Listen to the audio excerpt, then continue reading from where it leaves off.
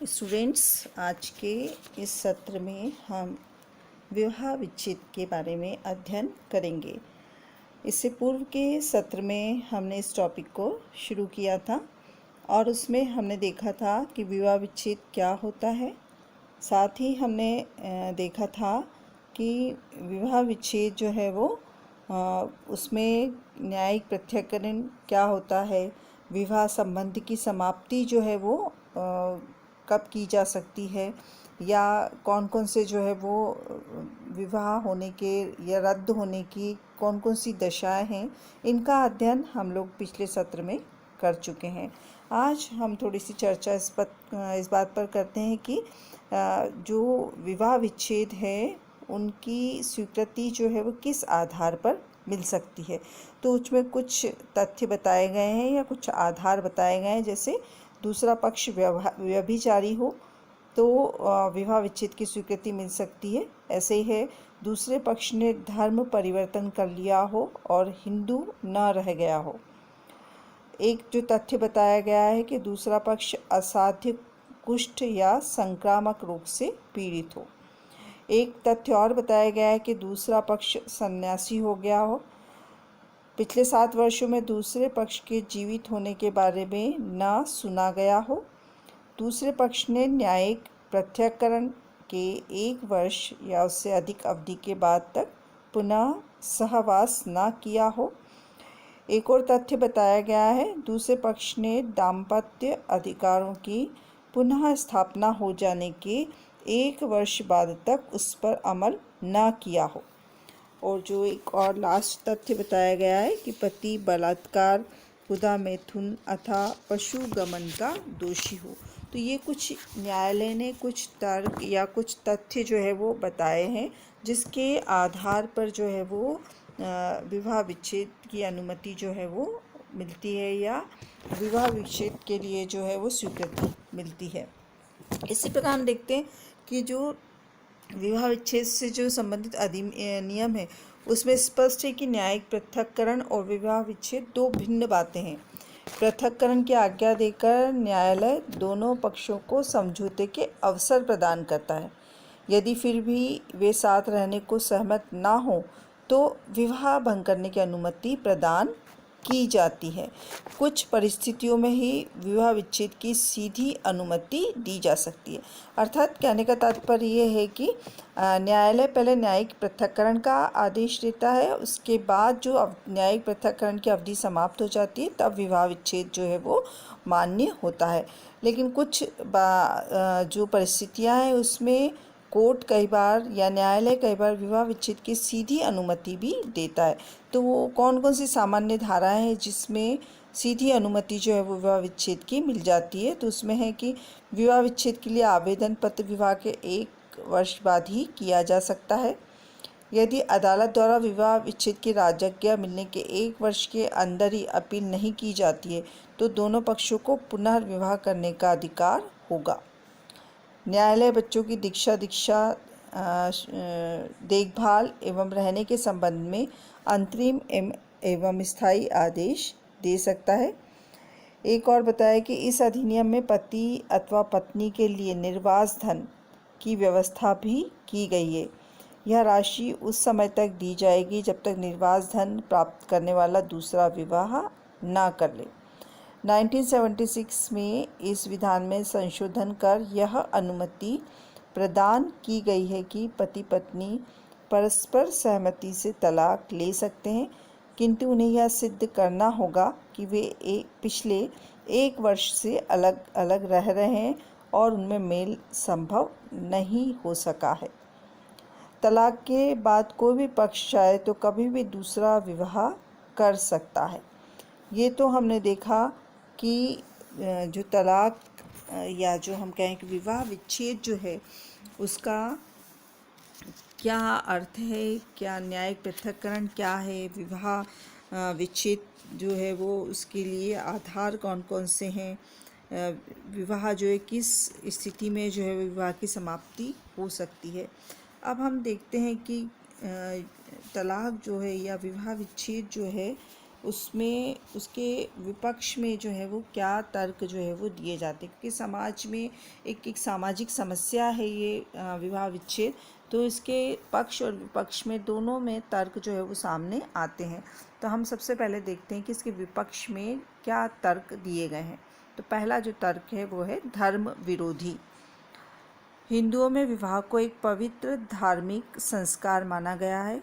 यह पति पत्नी के बीच जन्म जन्मांतर का संबंध है जिसे तोड़ा नहीं जा सकता। इस तर्क को उचित नहीं माना जा सकता, क्योंकि विवाह को पवित्र धार्मिक संस्कार तो पति पत्नी द्वारा निभाए जाने वाले दायित्व द्वारा बनाया जाता है।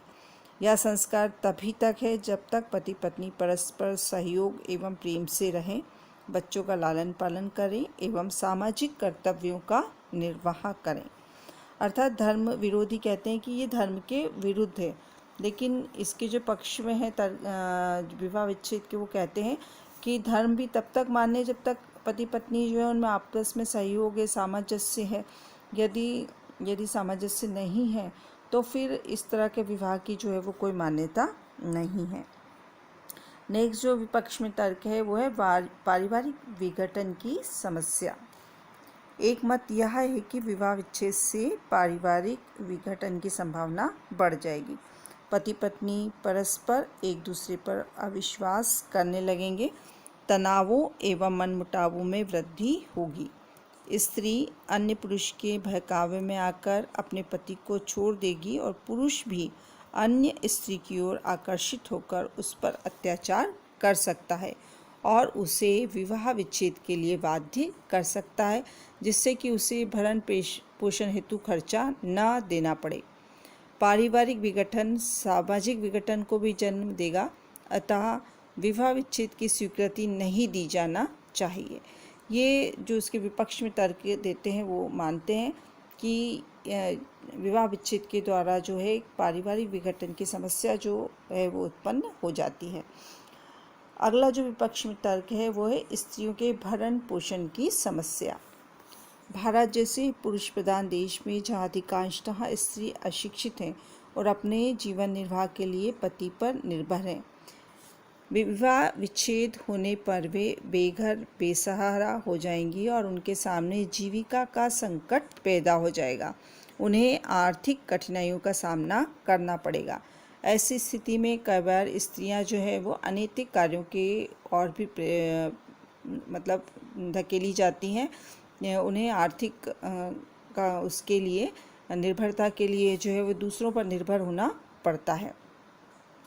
अगली जो एक समस्या है वो है बच्चों की समस्या, या इसके विपक्ष में जो तर्क है, तलाक के कारण या विवाह विच्छेद के कारण बच्चों पर प्रतिकूल प्रभाव पड़ेगा। उनके लालन पालन शिक्षा दीक्षा की समस्या पैदा हो जाएगी और माता या पिता के अभाव में उनके व्यक्तित्व का भी समुचित विकास नहीं हो पाएगा। माता पिता के प्रेम के अभाव में वे जीवन में खालीपन अनुभव करेंगे। कई बार ऐसी स्थितियां बाल अपराध को भी जन्म देती हैं। इस तर्क के विरोध में भी यह कहा जाता है कि दिन प्रतिदिन माता पिता में होने वाले संघर्ष एवं मनमुटाव से वैसे ही बच्चों पर बुरा प्रभाव पड़ता है। मतलब जो बच्चों की समस्या के संबंध में जो इसके विपक्ष में देते हैं विवाह विच्छेद के, तो कहते हैं कि इसके विवाह विच्छेद के कारण बच्चों के लालन पालन की समस्या उत्पन्न हो जाएगी। लेकिन जो इसके तर्क में पक्ष देते हैं वो लोग बोलते हैं कि यदि माता पिता का रोज़ रोज़ झगड़ा होता है तो वो भी बालक के लिए एक समस्या उत्पन्न करता है। अगला जो इसका विपक्ष में तर्क है, तलाक की प्रवृत्ति को प्रोत्साहन। विवाह विच्छेद की छूट देने से लोग इसके आदी हो जाएंगे और वे एक के बाद एक तलाक देते जाएंगे यह एवं पुनर्विवाह करते जाएंगे। इससे जीवन में ठहराव नहीं आएगा और अनैतिकता में वृद्धि होगी। इस तर्क के विपरीत यह कहा जाता है कि विवाह विच्छेद की स्वीकृति के अभाव में व्यक्ति किसी अन्य व्यक्ति से यौन संबंध स्थापित करके भी अनैतिकता को बढ़ावा दे सकता है। और लास्ट जो एक है विपक्ष में जो तर्क है, तलाक के दुष्प्रभाव। इसके अतिरिक्त जो विवाह विच्छेद है उससे संवेगात्मक संकट जो है वो पैदा होता है। पति पत्नी की आशाएं टूट जाती हैं, उनके सपने चकनाचूर हो जाते हैं, उनके अहम को ठेस लगती है, उनमें हीन भावना पैदा होती है। अपने पुराने अनुभव के आधार पर जब उसकी काम वासना की तृप्ति नहीं होती है तो वह अनैतिक तरीके अपनाता है। इससे वेश्यावृत्ति में वृद्धि होती है। उपयुक्त सभी कारणों एवं प्रभावों के आधार पर ही लोगों का मत है कि विवाह विच्छेद की स्वीकृति नहीं दी जाना चाहिए। ये तो हमने देखे विवाह विच्छेद के विपक्ष में तर्क। अब हम देखते हैं इसके पक्ष में जो है वो कौन कौन से तर्क दिए जाते हैं। पहला है समानता का अधिकार। वर्तमान में स्त्री पुरुष को सभी क्षेत्रों में समान अधिकार प्रदान किए गए हैं। ऐसी स्थिति में विवाह विच्छेद का अधिकार केवल पुरुषों को ही नहीं वरन स्त्रियों को भी प्राप्त होना चाहिए। उन्हें भी असाधारण परिस्थितियों में अपने पति को त्यागने का अधिकार होना चाहिए। इसका अर्थ ये है कि जो लोग विवाह विच्छेद के पक्ष में तर्क देते हैं कि इससे स्त्री को भी समान अधिकार जो है वो मिलता है कि वो भी अपने पति को जो है वो छोड़ सकती है। एक नेक्स्ट जो है वो पारिवारिक संगठन को सुदृढ़ बनाने के लिए। वर्तमान में एकाकी परिवारों में पति पत्नी के दुराचारी होने या वैवाहिक दायित्व न निभाने पर पत्नी व बच्चों का कोई अन्य सहारा नहीं होता। ऐसी दशा में स्त्री व बच्चों की रक्षा के लिए एवं परिवार को सुसंगठित बनाने के लिए विशिष्ट परिस्थितियों में विवाह विच्छेद की स्वीकृति दी जाना चाहिए। अगला जो एक इसके पक्ष में तर्क है वो है सामाजिक जीवन को संतुलित बनाए रखने के लिए। स्त्रियों के विवाह के क्षेत्र में पुरुषों के समान अधिकार न देने से समाज व्यवस्था में असंतुलन पैदा होता है। इस स्थिति से बचने के लिए एवं मानवीय दृष्टिकोण से भी स्त्रियों को विवाह विच्छेद का अधिकार प्राप्त हुआ है और ये एक तरह से सामाजिक जीवन को संतुलित बनाता है। एक है नेक्स्ट स्त्रियों की दशा सुधारने के लिए। स्त्रियों को विवाह विच्छेद का अधिकार मिलने पर उनकी पारिवारिक एवं सामाजिक प्रतिष्ठा में वृद्धि होगी। साथ ही पुरुषों की मनमानी पर भी अंकुश लगेगा।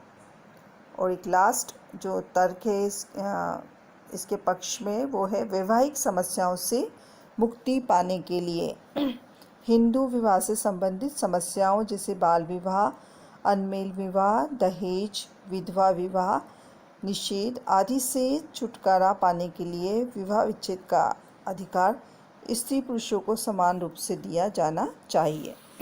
ये हमने देखे कि इसके पक्ष और विपक्ष में जो है वो क्या तर्क दिए गए हैं। अब ये हम देखें कि वर्तमान में जो है वो विवाह विच्छेद के प्रति जो है वो लोगों का दृष्टिकोण बदल रहा है। वैदिक युग में स्त्री और पुरुष दोनों को विवाह विच्छेद के अधिकार प्राप्त थे। मध्य युग में पुरुषों को तो यह अधिकार प्राप्त था किंतु स्त्रियों को इससे वंचित कर दिया गया और उनकी सामाजिक स्थिति दिन प्रतिदिन गिरती चली गई। विवाह की अविच्छेद प्रकृति के कारण स्त्रियों पर अत्याचार बढ़ते गए। पति चाहे कितना ही दुष्ट स्वभाव का दुराचारी, व्यभिचारी, रोगी एवं अपंग क्यों न हो, पत्नी को उसे परमेश्वर मानने को कहा गया एवं उसे त्यागने पर प्रतिबंध लगा दिया गया। 19वीं सदी में कई समाज सुधारकों का ध्यान इस समस्या की ओर गया तथा उन्होंने स्त्री की सामाजिक स्थिति को ऊंचा उठाने हेतु अनेक प्रयत्न किए। स्वयं स्त्रियां भी अपने अधिकारों के प्रति उनमें चेतना आई और अंततः 1955 में 1955 में हिंदू विवाह अधिनियम में स्त्री पुरुष दोनों को विवाह विच्छेद का अधिकार प्राप्त हुआ। भारत में विवाह विच्छेद संबंधी अधिनियम तो पारित हो चुका है किंतु आज भी अधिकांश हिंदू इसके विरुद्ध हैं क्योंकि इस अधिनियम का जन्म पाश्चात्य शिक्षा एवं सभ्यता के प्रभाव के कारण हुआ जो विदेशी है तथा भारतीय परंपरा व संस्कृति के विपरीत है। कई पुरुष यह नहीं चाहते कि स्त्रियों को भी पुरुषों के समान अधिकार प्राप्त हो किंतु समय के साथ साथ विचारों में परिवर्तन आ रहा है। विवाह विच्छेद के प्रति लोगों के बदलते दृष्टिकोण का पता लगाने के लिए कई समाजशास्त्रीय अध्ययन भी हुए हैं। इन अध्ययनों से यह ज्ञात हुआ है कि शिक्षा के प्रसार एवं स्त्रियों में आई जागरूकता एवं पुरुषों द्वारा स्त्रियों पर किए जाने वाले अत्याचारों के कारण तलाक के पक्ष में वातावरण बनता जा रहा है। इस संदर्भ में एक बात ध्यान देने योग्य है कि विवाह विच्छेद की स्वीकृति केवल उसी समय दी जानी चाहिए जब यह नितांत आवश्यक एवं स्थिति असहनीय हो जाए। इसे अंतिम उपचार के रूप में ही चुना जाना चाहिए, ना कि एक सहज सुलभ तरीके के रूप में। अर्थात कहने का तात्पर्य यह है कि इससे विवाह विच्छेद के द्वारा पति पत्नी को जो है, या इस अधिनियम जो 1955 का अधिनियम हुआ पारित हुआ, उसके द्वारा विवाह विच्छेद की अनुमति जो है वो स्त्री पुरुष दोनों को समान रूप से प्राप्त हुई। लेकिन इसका जो उपयोग है वो तभी किया जाना चाहिए जबकि बहुत विशिष्ट परिस्थितियां हो जाएं या संबंध समाप्त करने के अलावा जो है वो कोई और उपचार जो है वो ना बचे, क्योंकि ये विवाह विच्छेद एक बहुत बड़ी सामाजिक समस्या है जो समाज परिवार का विघटन करती है, परिवार से समाज का विघटन होता है। इसके द्वारा जो है वो विवाह विच्छेद के कारण परिवार के जो सदस्य हैं उनकी मानसिक स्थिति, जो पति पत्नी उनकी मानसिक स्थिति, परिवार में बच्चे हैं तो उनकी मानसिक स्थिति, सब पर जो है वो बहुत बुरा प्रभाव पड़ता है और परिवार में संवेगात्मक तनाव भी उत्पन्न होता है। तो एक कानून के द्वारा जो है एक ये सुविधा मिली है सिर्फ बहुत असहनीय परिस्थितियों में इस विवाह विच्छेद को प्रयुक्त करने के लिए। लेकिन सामान्य परिस्थितियों में इसे यदि हम इससे दूर रहें समाज या परिवार, तो एक अच्छा सुखी पारिवारिक जीवन जो है वो बनाया जा सकता है। इसी के साथ ही हमारा ये जो टॉपिक है विवाह विच्छेद का, ये टॉपिक जो है वो समाप्त हो जाता है। नेक्स्ट वीडियो में हम नया टॉपिक जो है वो पढ़ेंगे। धन्यवाद।